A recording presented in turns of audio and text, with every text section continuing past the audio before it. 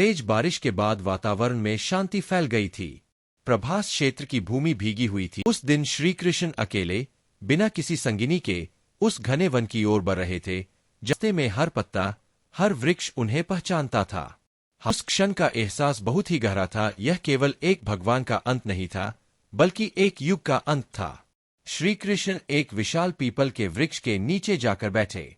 उनकी दृष्टि शांत समुद्र की ओर थी, जहां दूर द्वारका नगरी की चोटी डूब रही थी।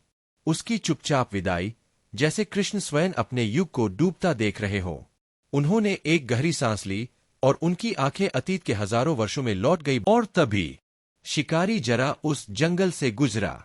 उसने दूर से कृष्ण के पैरों को हिरन का कान समझा और अपने तीर से निशाना साधा।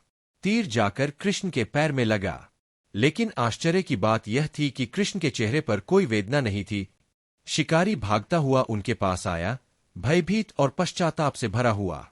उसने अपने हाथ जोड़ दिए। उन्होंने शिकारी के सिर पर हाथ रखा और उसे आशीर्वाद दे दिया।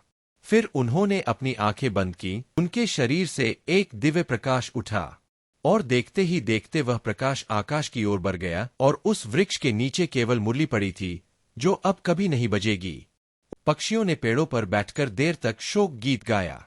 प्रकृति खुद शोक में डूबी थी। कुछ ही क्षणों में प्रभास क्षेत्र में वर्षा होने लगी, हल्की, शांत, श्रद्धा से भरी हुई, जैसे धरती स्वयं श्री कृष्ण को अंतिम प्रणाम कर रही हो।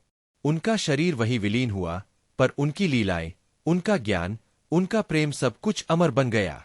अंतिम संदेश। श्री कृष्ण ने देह छोड़ी, पर धर्म, प्रेम और करुणा की जो ज्योत उन्होंने जलाई वह आज भी हमारे भीतर जल रही है।